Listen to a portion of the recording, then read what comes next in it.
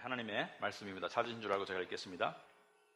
소망이 우리를 부끄럽게 하지 아니함은 우리에게 주신 성령으로 말미암아 하나님의 사랑이 우리 마음에 부은 바 됨이니 우리가 아직 연약할 때 기약대로 그리스도께서 경건하지 않은 자를 위하여 죽으셨도다. 의인을 위하여 죽는 자가 쉽지 않고 선인을 위하여 용감히 죽는 자가 혹 있거니와 우리가 아직 죄인 되었을 때 그리스도께서 우리를 위하여 죽으심으로 하나님께서 우리에 대한 자기의 사랑을 확증하셨느니라. 그러면 이제 우리가 그의 피로 말미암아 의롭다 하심을 받았으니 더욱 그로 말미암아 진노하심에서 구원을 받을 것이니 곧 우리가 원수 되었을 때 그의 아들의 죽으심으로 말미암아 하나님과 화목하게 되었은즉 화목하게 된 자로서는 더욱 그의 살아나심으로 말미암아 구원을 받을 것이니라.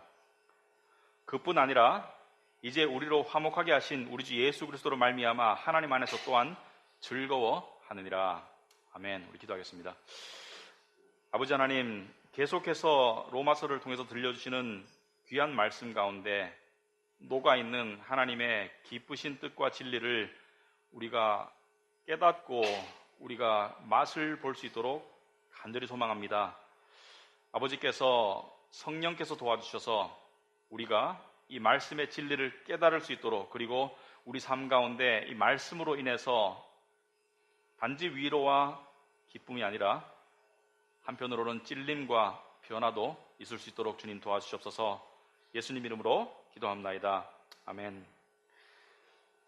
자, 지난 주일날 5절에서 마쳤지만 6절이 아니라 오늘도 5절부터 우리가 보도록 하겠습니다. 5절을 중간에 보시면 이런 말씀이 있습니다. 우리에게 주신 성령으로 말미암아 하나님의 사랑이 우리 마음에 부은 바 됨이니, 하나님의 사랑이 우리 마음에 부은 바 되었다는 것은 여러분이 한번 상상해 보시기 바랍니다. 이렇게 쏟아 부어졌다, 넘치도록 내 잔이 넘치나이다. 하나님의 사랑이 성령으로 말미암아 우리 안에 쏟아 부어져서 넘칠 것 같다, 그런 표현입니다.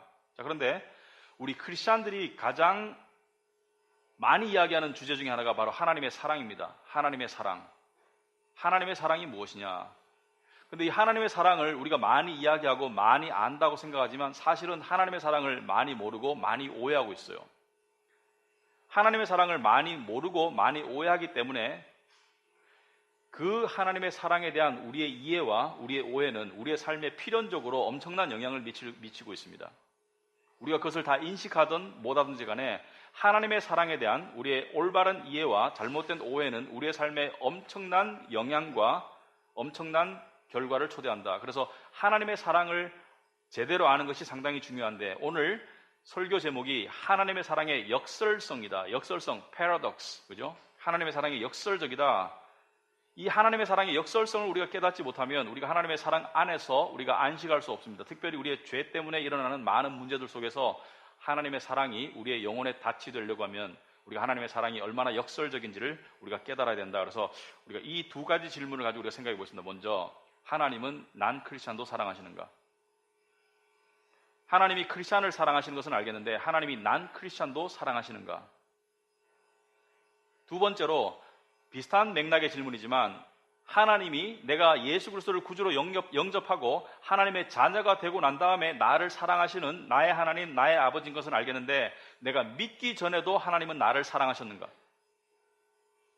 나의 회심 이전에, 나의 믿음 이전에도 하나님이 나를 사랑하셨는가? 하나님은 난 크리스찬도 사랑하시는가? 하나님은 믿기 이전에, 크리스찬이 되기 이전의 사람들도 사랑하셨는가?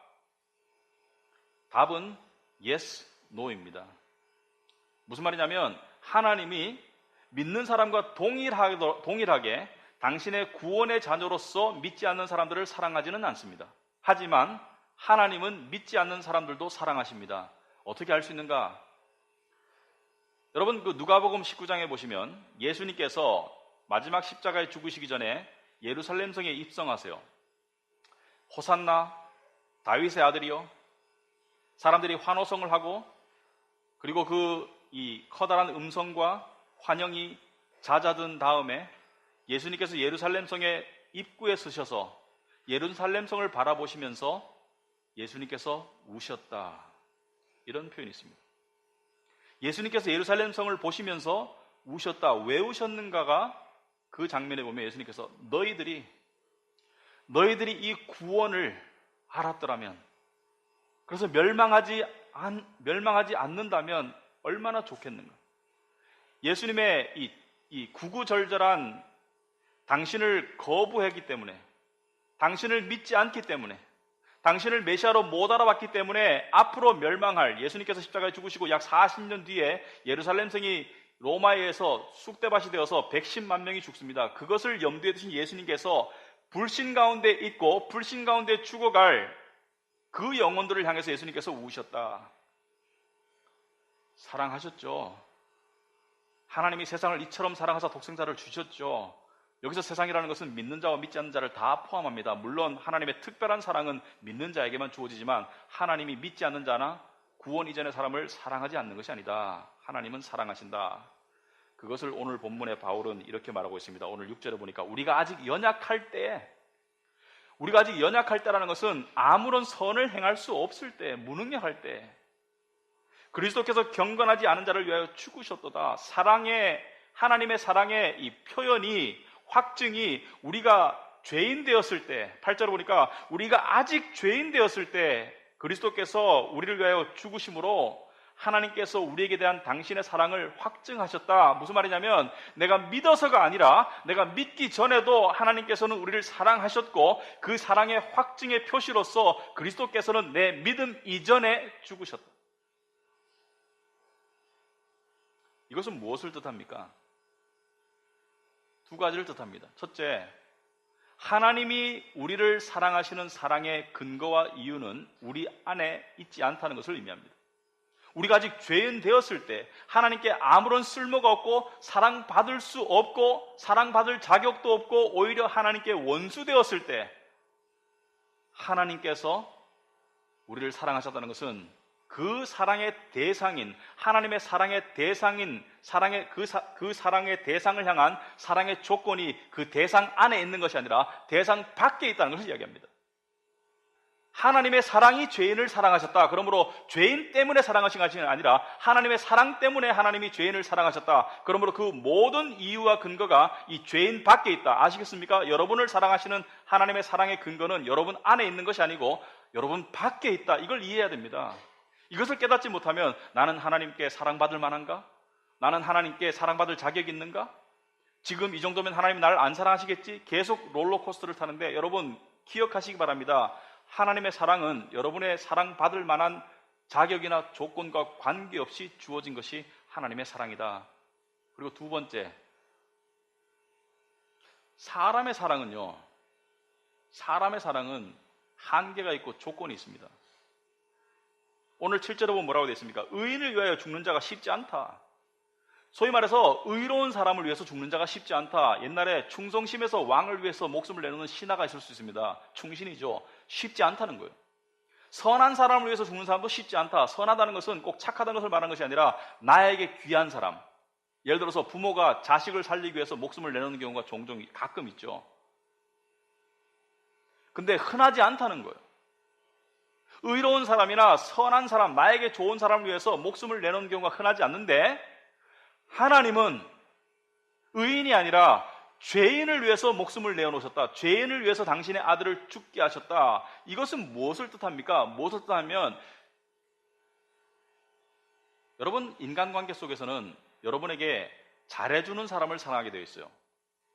여러분에게 가까운 사람, 가족을 사랑하고 친구를 사랑하고 여러분에게 해를 끼치지 않는 사람을 사랑하고 그리고 여러분이 도와줬을 때 감사한 사람을 도와주지 여러분에게 해를 끼치거나 여러분에게 감사하지 않거나 불평하는 사람을 사랑하지 않습니다.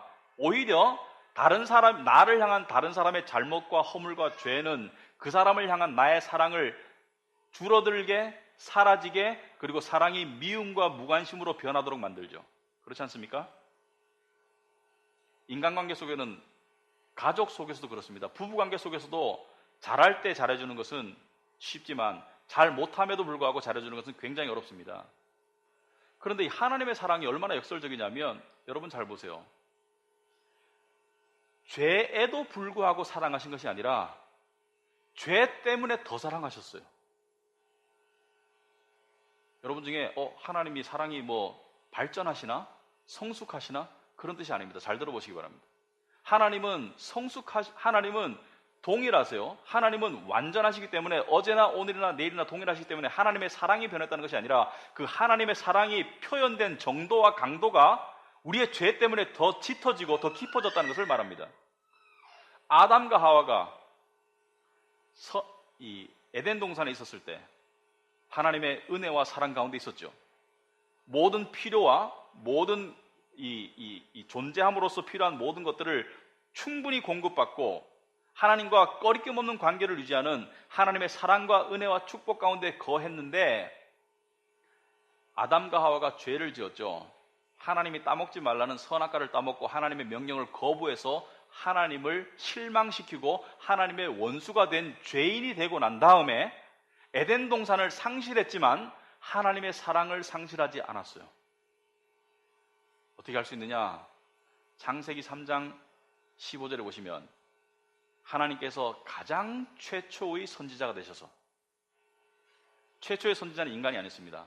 하나님이 가장 최초의 선지자가 되셔서 이 죄 때문에 불행과 죽음 가운데 빠진 아담과 하와 그의 자손을 살리기 위한, 구원하기 위한 당신의 구원 계획의 가장 기본적인 틀을 보여주신다. 그것이 무엇이냐면 여자의 후손을 통해서 내가 인류를 구원하리라.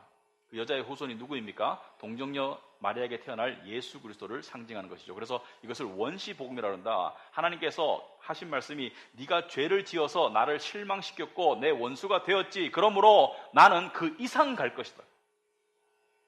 네가 죄를 안 지었을 때는 이렇게 할 필요가 없었는데 네가 죄를 지어서 망가지고 내 원수가 되었기 때문에 나는 내 아들을 보내서 죽이기까지 너를 사랑하리라. 이게 하나님의 사랑의 역설성입니다. 하나님을 실망시켰는데, 하나님을 배신했는데 그 사랑이 줄어들거나 그 사랑이 철회되기는커녕 그 사랑이 더 강화되고 그 사랑이 더 깊어지고 그 사랑이 더 포괄적으로 된다.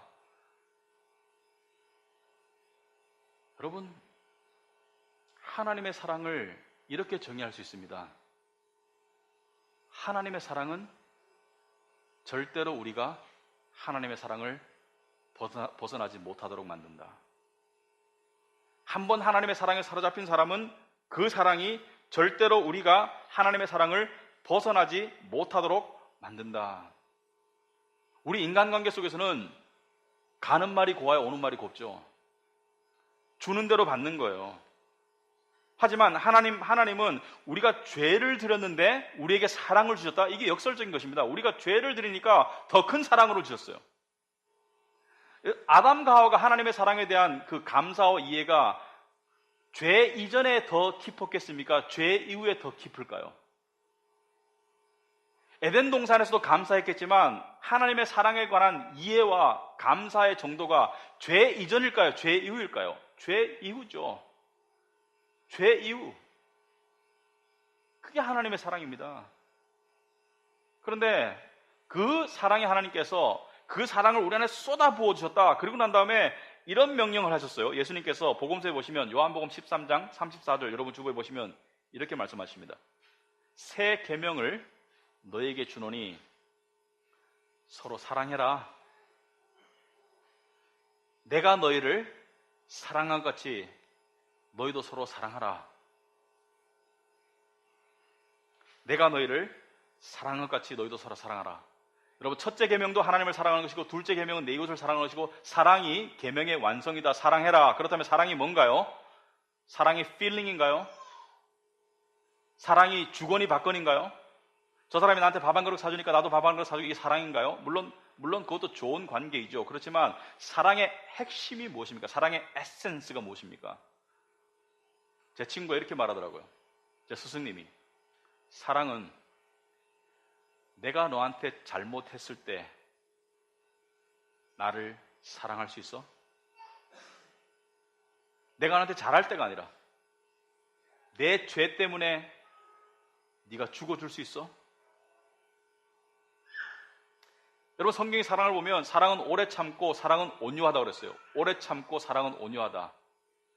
여러분, 우리는 인간관계 속에서 나에게 저질러지는 잘못, 상대의 허물, 상대의 죄는 나의 사랑을 상실할 기회라고 생각합니다. 사랑을 상실해도 되는, 사랑을 철회해도 되는 그러한 그러한 기회라고 생각하는데, 오히려 하나님께서 하신 말씀은 상대방의 죄가 네 사랑의 진위를 드러낼, 사랑을 키워나갈, 사랑을 연습해 나갈 그러한 기회라고 이야기하는 것입니다. 제 가정에서도 보면 저와 제 아내와의 관계에 있어서 제가 제 아내에게 잘할 때, 제가 제 아내가 원하는 것들을 할 때, 설거지도 하고 청소도 도와주는데 제 아내가 나한테 친절하고 잘해주면 저는 속으로 이렇게 생각합니다. 내가 얻었다, 내 노력으로. 내가 하는 만큼 아내가 나한테 하는구나. 사랑이라고는 잘 안 느껴집니다. 그런데 내가 이렇게 까칠남이 되어서 막 아내를 괴롭히고 하라는 것도 안 하고 그리고 도와주지도 않은데도 불구하고 제 아내가 그럴 때가 있어요. 저한테 참아주고 이해해주고 그리고 따뜻하게 베풀어주면 정말 사랑을 느껴요. 하나님은 상대의 죄 때문에 우리가 허물어지는 것이 아니라 상대의 죄 때문에 사랑이 더 깊어지기를 원하신다. 그게 사랑입니다. 어젠가 텔레비에서 동행이라는 프로가 있어요. 불우한 가정을 소개하는 동행이라는 프로가 있는데, 이 엄마 아버지가 40대 중반인데 초등학생 나이에 아들이 둘이 있습니다. 형은 정상인으로서 학교를 다니고 굉장히 열악한 가정인데 경제적으로, 동생은 뇌병변에 걸려가지고 자리에서 일어날 수도 없고 몸이 마비되고 이 변을 볼 수가 없어서 2, 3일에 한 번씩 엄마가 몇 시간을 배를 주물러야지 겨우 변을 볼 수 있고 받아낼 수 있는. 그런데 형이 엄마에게 불만이 많아요. 왜냐하면 엄마가 동생한테 너무 신경을 많이 쓰고 자기한테는 신경을 많이 안 쓴다는 거예요. 여러분, 이 어머니의 마음은 멀쩡한 큰아들보다 작은 아들이 멀쩡하지 못하기 때문에 더 마음이 쓰이는 것이죠. 그게 하나님의 사랑입니다. 우리가 죄인이기 때문에, 망가져 있기 때문에, 죄 때문에 신음하기 때문에 하나님 우리를 더 사랑하신다. 이것을 우리가 적용하자면 내 안에 있는 죄가 드러날 때 그 죄가 드러나는 나를 참아주고 나에게 더 다가와주고 그럴 때 우리는 사랑을 느낀다. 또 하나 생각해 볼 것이 있습니다. 5절에 보면 하나님의 사랑이 우리 마음에 부은 바 되었다. 넘치도록 우리 마음에 쏟아부어졌다. 믿는 자들에게는 하나님의 사랑이 쏟아부어졌다. 그런데 왜 우리는 이 사랑을 느끼지 못하나? 그만큼 전혀 못 느끼다는 것이 아니라 왜 우리는 그만큼 못 느끼나? 때때로 솔직히 말하자면 우리는 하나님 우리와 숨바꼭질 한다고 생각할 때가 있어요. 내가 너무 힘든데, 너무 외로운데, 너무 초조하고 불안한데 하나님 어디 계시나요? 절 좀 사랑해 주세요. 절 좀 위로해 주시고 절 좀 안아 주시고 전에 그러셨던 것처럼 저를 좀 보다듬어 주세요. 그렇게 잘 안 돼요. 안 될 때가 있어요. 왜 그렇습니까? 여러 가지 이유가 있습니다. 여러 가지 이유가 있는데 여러분, 왜 하나님의 사랑이 우리 안에 쏟아부어졌는데 우리가 그 사랑을 못 누리고 못 느끼는가? 왜 그러냐면요, 우리가 세상을 사랑함이 너무 크기 때문이에요. 세상을 사랑함이 너무 커서 하나님의 사랑을 맛보고 누릴 겨를이 없어요.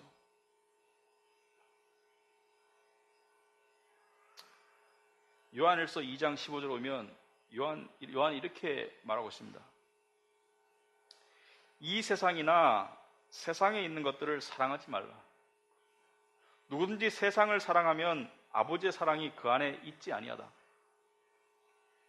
이는 세상에 있는 모든 것이 육신의 정욕과 안목의 정욕과 이생의 자랑이니 다 아버지께로부터 온 것이 아니요 세상으로부터 온 것이라. 마치 진정한 사랑을 하는 사람이 동시에 두 여자나 두 남자를 동시에 진정으로 사랑할 수 없듯이 하나님과 세상을 동시에 사랑할 수 없다. 그런데 세상에 살면서 세상을 안 사랑하기가 정말 힘들어요. 여기서 사랑이라는 것을 이렇게 한번 생각해 보겠습니다. 내가 쏟는 시간과 관심. 물론 직장에서 8시간 일하고 이걸 말하는 게 아닙니다. 나에게 주어진 여가 시간을 가지고 내가 내 마음대로 할 수 있는 시간과 관심을 가지고 내가 어디다 더 많이 쏟아붓는가, 세상의 것들인가 아니면 하나님인가, 세상에 살면서 세상의 것들에게 관심과 시간을 안 쏟기가 거의 힘들고 불가능한데 하나님께서 하신 말씀이 세상을 사랑하면 내 사랑이 그 안에 있지 않다. 내가 A라는 여자를 사랑하면서 B라는 여자의 사랑을 느끼기는 불가능하죠. B라는 여자를 사랑하고 싶으면 B라는 여자를 사랑해야 되지, A라는 여자를 사랑하게 되는 순간 B라는 여자를 사랑하는 것은 불가능하게 되는 것이죠. 하나님께서 하신 말씀이 내 사랑을 원하느냐? 내 사랑을 정말 원하느냐? 그러면 세상을 사랑하지 말아라. 세상을 사랑하면 내 사랑이 네 안에 없다.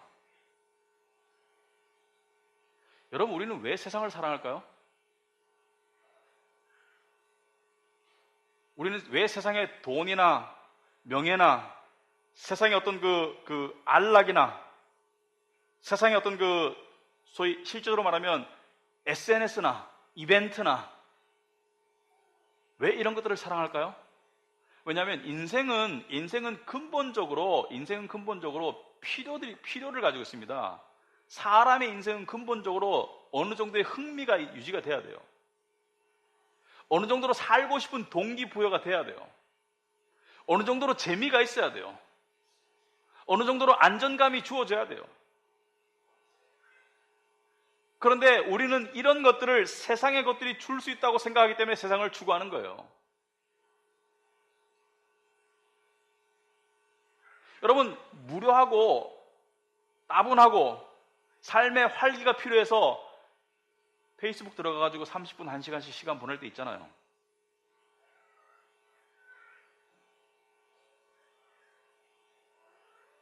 근데 세상의 것들은 여러분을 원해서 여러분을 사랑하는 것이 아닙니다. 여러분을 사랑해서 여러분을 원하는 게 아니에요. 여러분, 페이스북이 여러분이 방문하기를 원하죠. 저 이메일 그런 거 받아요. 가끔 페이스북으로부터. You have 21 messages. 메시지가 21개 와 있는데 와보라고. 저는 페이스북 이렇게 저한테 이메일로 오면 누가 글을 남겼다 이런 거 제가 들어갑니다. 그런데 You have 21 messages. So what? 여러분, 페이스북이 우리의 시간과 관심을 왜 원할까요? 우리 때문에? 아니요. 자기들 돈 벌려고 그러는 것이잖아요. 자기들 돈 벌려고. 근데요, 페이스북 하지 말라는 게 아닙니다. 하지 말라는 것이 아니라 우리가 세상의 것들에 투자하는 시간과 관심과 비례해서 얼마나 많은 시간과 관심을 하나님께 투자하고 있는가. 어떤 사람이 하나님을 얼마나 사랑하는지, 난 하나님을 내가 얼마나 사랑하는지 잘 모르겠어. 제가 알려드릴게요. 여러분, 시간표 가져와 보세요. 하루의 일과 시간표. 하루에 여러분의 여가 시간을 어떻게 쓰는지를 저한테 알려주시면 제가 정확하게 여러분이 하나님을 얼마나 사랑하는지 말씀드릴 수 있습니다. 하나님을 사랑한다는 것은 실제적으로는 하나님과 시간을 보내고 하나님에게 관심을 가지고 하나님이 원하시는 일에 관심을 가지는 것이 하나님을 사랑하는 것이에요. 그런데 세상을 사랑하면 점점 영혼이 딱딱해지고 메말라가고 그리고 차가워져요. 어떤 사람이 저한테 이렇게 말해요. 목사님, 하나님의 사랑과 은혜가 필요해서 제가 어제 30분 동안 하나님을 찾았는데 초조하고 불안하고 힘들어서 찾았는데 아무런 느낌이 없었어요. 제가 되물어봅니다. 그 전날에는 어떻게 했니?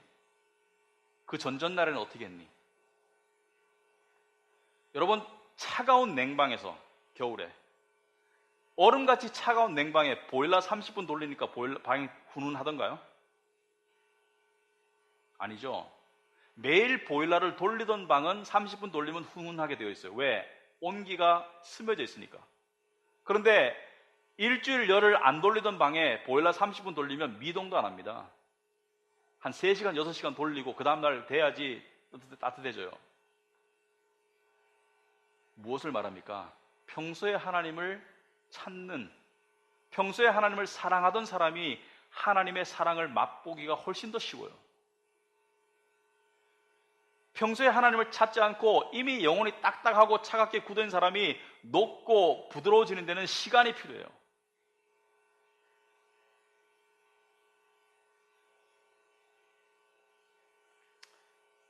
여러분, 우리는 세상의 일에 신경 안 쓸 수 없다고 생각하고 살아가고 있습니다. 그럴지도 몰라요. 그러나 많은 시간들이 그렇게 할 필요도 없는데 우리가 보낼 때가 많아요. 현재와 미래를 위한 걱정과 계획, 아무리 해도 돌파구가 안 생길 때가 많아요. 세상의 것들을 아무리 추구해도 내가 진정 원하는 만족이나 기쁨이나 어떤 행복이 안 주어질 때가 많습니다. 왜 그렇습니까? 전도서에 보면 솔로몬이 이렇게 말했죠. 1장 2절에 헛되고 헛되며 헛되고 헛되니 모든 것이 헛되도다. 헛되고 헛되며 헛되고 헛되니 모든 것이 헛되도다. 무슨 말이냐면 세상의 것들이 네가 필요하기 때문에 추구하고 필요하기 때문에 일하고 필요하기 때문에 돈 벌고 할지 몰라도 그것을 너의 궁극적인 것으로 삼으면 헛되다. 돈도 헛되고 명예도 헛되고 그것이 너의 궁극적인 것이 되면 나중에 헛됨이 너의 인생이 되리라. 헛되다. 그럼 어떻게 살으라고? 솔로몬이 전도서 같은 책 12장의 1절 이렇게 말합니다. 너의 청년의 때에 너의 창조주를 기억해라. 너의 청년의 때에 너의 창조주를 기억해라. Remember your creator when you are young. 너의 청년의 때에 너의 창조주를 기억해라. 그래서 이 정신이 온전할 때 하나님을 찾는 연습을 해라. 하나님께 시간과 관심을 드리는 연습을 해라. 그러면 여러분의 삶이 분명히 달라지게 되어 있습니다. 분명히. 평소에. 그런데 찾으려고 하니까 흥미가 있어야 되죠. 재미가 있어야 찾지 않겠습니까? 아하. 다 알겠는데 그 흥미가 많이 떨어졌다고 생각하는 사람이 있어요. 구원 받은 거 알겠고 천국 가는 거 알겠는데 별로 흥미롭지 않다고 생각하는 사람이 있더라고요. 저도 그럴 때 있습니다, 솔직히. 구원 받은 거 알겠고 천국 가는 거 알겠는데 그게 뭐 이렇게 매일매일 흥미로운가? 그것이 매일매일 흥미롭지 않으면 지금 무지 가운데 있는 것입니다. 무지함 가운데. 오늘 본문에 보면 10절에 보니까 우리가 원수 되었을 때 그의 아들의 죽으심으로 말미암아 하나님과 화목하게 되었은즉 화목하게 된 자로서는 더욱 그의 살아나심으로 말미암아 구원을 받을 것이니라. 아멘. 우리가 원수 되었을 때, 죄인 되었을 때 그의 죽으심으로 말미암아 하나님으로부터 화목하게 됐다는 것은 하나님께 받아들여졌다. 칭의, justification, 하나님 앞에 의롭다고 인정받는 사람이 되었다. 그것이 끝이 아니다. 그분의 살아계심으로 말미암아 예수님이 살아계신다는 것은 영원하다는 것이죠. 그분은 죽으신 적이 없죠. 왜? 영원한 하나님이니까. 그분의 살아계신 영원성 속에서 너는 마지막으로 구원을 받으리라. 너는 하나님께 받아들여지고 심판받지 않고 영원한 천국으로 들어갈 것이다. 이것을 여러분이 생각하고 바라보고 그 속에서 주어지는 하나님과의 교제를 맛보고 그리고 이것이 세상의 어떠한 가치보다 비교할 수 없을 만큼 월등하다는 그 값어치를 깨달아가는 그 영혼이 하나님을 사랑할 수 있어요. 왜? 여러분, 억지로 시간 낼 수 없습니다. 억지로 관심 가질 수 없어요. 저 여자가 별 매력이 없으면 시간 보내고 싶지 않아요. 그런데 알면 알수록 매력 덩어리야. 처음에는 겉모습의 매력만 봤는데 알면 알수록 매력 덩어리야. 그러면 점점 더 시간 보내고 관심을 가지고 싶어지죠. 하나님은 거룩한 매력 덩어리이십니다. 알면 알수록 알고 싶어요. 알면 알수록. 우리 삶 가운데 주어지는 배고픔, 육신의 배고픔은 음식을 향한 갈망을 만들어내듯이 우리 삶 가운데 주어지는 영적인, 정서적인, 정신적인 메마름과 배고픔은 무언가를 먹고 싶도록 만들어요. 무언가를. 그럴 때 세상의 것들을 너무 많이 먹지 마세요. 세상의 불량식품들을. 한국 사람이 하루에 스마트폰에 보내는 시간이 약 4시간이 육박한답니다. 4시간. 하루에. 전부 다 지금 목이 디스크가 왔어요. 많은 사람들이. 여러분 스마트폰에 3-4시간 보내니까 영혼이 풍성해지던가요? 삶의 활력이 나던가요? 아니죠. 왜 그럽니까? 근데 왜? 필요 있는 시간은 보내면 되지만 왜 그렇게 많은 시간을 스마트폰, 인터넷에 보내고 있을까요? 왜? 뭔가 배고픈 걸 채우긴 채워야 되는데 제대로 된 음식을 못 먹고 그냥 세상에 쓰레기를 주워 먹고 있는 거예요. 여러분에게 필요한 것은 하나님입니다. 하나님을 맛보아야 돼요. 맛본 사람이 더 맛보고 싶어지게 되는 거예요. 시편 34편 8절에 보시면 너희는 여호와의 선하심을 맛보아 알지어다. 그에게 피하는 자는 복이 있도다. 여러분 그에게 피해 봤습니까? 삶의 고통 속에서, 삶의 두려움 속에서, 삶의 불안감 속에서 그에게 피해 봤나요? 그에게 피해 보신 사람이 그에게 피할 줄 알고 그에게 피하고 싶어지는 것이죠. 너희 성도들아 여호와를 경외하라. 그를 경외하는 자에게는 부족함이 없도다. 아멘. 여러분의 삶 가운데 직장 때문에 힘들고 부족하고 뭐 어쩌고저쩌고죠. 하나님을 경외하지 않기 때문입니다. 단도직입적으로 말하면 하나님을 경외하면 여러분의 삶 가운데 모든 필요가 채워진다고 되어 있습니다. 그런데 하나님을 경외하지 않으면서 하나님을 찾아도 하나님이 안 도와주신대. 3일에 한 번? 짧게? 그냥 던지는 투로? 믿져야 본전식으로? 그거 하나님 찾는 거 아니에요. 하나님을 업신여기지 마세요. 사람 사이도 그렇게 하면 상대방에게 욕먹습니다. 내가 필요하니까 짧게 와가지고 말 몇 마디 붙이고 필요한 거 딱 받으면 그대로 싹 돌아다니는 그런 사람 여러분 사랑할 수 있습니까? 그 올바른 관계 맺을 수 있나요? 하나님을 관심 가지는 것이 하나님에 대한 경외의 출발입니다. 하나님을 경외한다는 것은 나의 삶의 매 순간 속에서 하나님을 의식하고 인식하고 살아가는 것이 하나님을 경외하는 것입니다. 아침에 일어났을 때, 낮에 일을 하면서도 하나님을 인식하고 의식하기 때문에 그것 때문에 내 삶이 달라지는 것이 하나님을 경외하는 것이에요. 여러분 저 기도 중에 이런 기도 자꾸 들으니까 싫어요. 일주일 동안 하나님을 멀리하다가 하나님을 잊어버리고 한 주간 살았습니다. 그런 기도 자꾸 하지 마세요. 너무 뻔뻔해요. 그 좋은 기도 아니에요. 한두 번은 괜찮아요. 근데 매주 똑같은 기도한다는 것은 변화하고 싶은 마음이 없다는 것이거든요. 일주일 동안 하나님을 망각했어. 그건요, 일주일 동안 도박하고 간음하고 술 마시다가 지금 교회 왔습니다. 이거보다 더 심한 죄입니다. 삶의 매 순간 속에서 하나님이 나와 함께하는 인식 가운데 그 의식 속에서 살아가는 그 삶이 하나님이 원하시는 것입니다. 여러분, 이러려면 연단과 훈련이 필요하죠.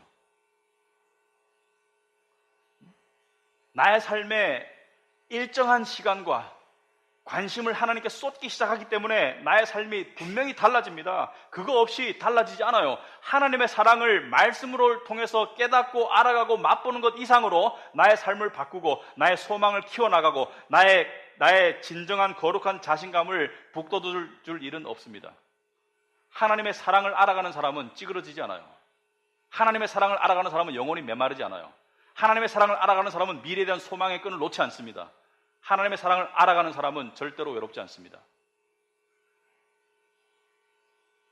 조나단 에드워드가 나이 19살 때 70개의 결단을 했어요. resolutions, 70 resolutions. 그 중에 두 가지를 소개하자면 이것입니다. resolution 5번, 결단 5번. 한순간도 낭비하지 않고 가능한 내가 할 수 있는 가장 유익한 것들로 채우기를 힘쓸 것이다. 나이 19살에. 여러분, 우리의 삶 가운데 낭비하는 순간이 얼마나 많습니까? 5분이면 끝날 페이스북을 50분 하고 앉았어요.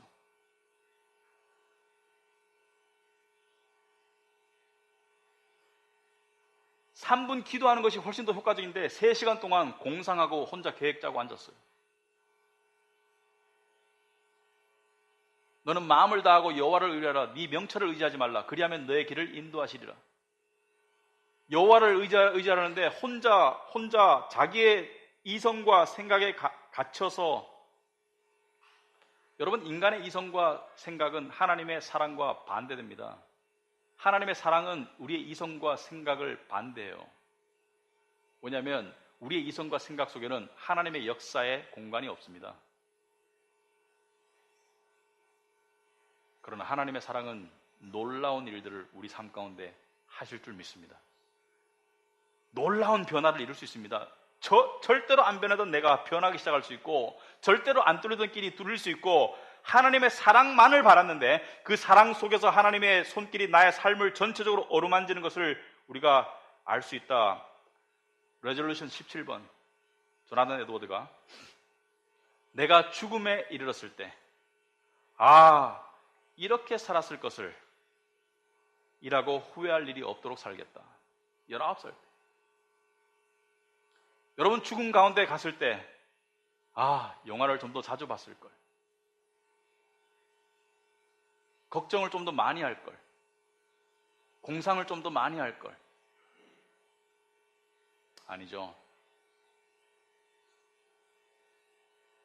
어떤 목사님이 암에 걸려서 약 2년 동안 투병 생활을 통해서 죽었어요. 돌아가셨는데, 미국 목사님인데 그것을 일기로 남기고 유튜브에 올렸더라고요. 근데 물어봤어요, 사람들이. 죽음에 임박하니까 목사님, 가장 후회되는 것이 무엇인가요? 이분이 이렇게 말씀하셨습니다. 죄를 너무 가벼이 여기고 하나님의 거룩을 너무 가벼이 여긴 것이 가장 후회된다. 여러분, 죽음의 순간에 후회할 인생들 많습니다. 믿는 사람들조차도.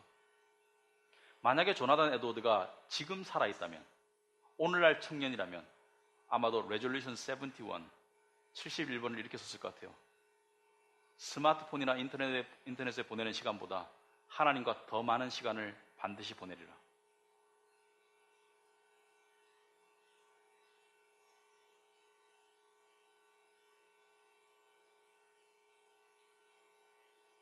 여러분, 말씀을 맺겠습니다. 하나님을 사랑해야 될 여러 가지 이유가 있습니다. 근데요, 여러분과의 관계 생각해서 봤을 때 하나님은 여러분을 사랑하세요. 왜 그런지 아십니까? 왜냐하면 여러분이 하나님의 사랑이 필요한 걸 아시기 때문이에요. 하나님은 여러분을 사랑하세요. 왜 그런지 아십니까? 왜냐하면 여러분이 여러분을 사랑하는 것보다 하나님이 여러분을 더 사랑하시기 때문이에요. 그걸 알아야 돼요. 우리가 그걸 알아야 돼요. 너무 뻔뻔하게 살아가는 사람이 많아요. 저를 포함해서. 하나님의 사랑 앞에 꼬꾸라져 볼 줄 알아야 돼요. 가슴이 저며올 줄 알아야 돼요. 하나님의 사랑이 단지 나를 따뜻하게 하고 나를 위로하는 것이 아니라 내 가슴을 후벼 팔 줄 알아야 돼요. 내가 참 못된 자녀구나. 아버지의 사랑이 이러함에도 불구하고. 여러분, 우리 믿는 사람에게는 하나님의 사랑이 우리 안에 쏟아부어져 있고 그 사랑에 대해서 알려주시는 이 책이 있지 않습니까? 그리고 이 책을 우리에게 가르쳐주시고 깨닫게 하시는 성령님의 내조가 있지 않습니까? 그런데 하나님께 시간과 관심을 쏟지 않을 이유가 있나요? 기도하겠습니다.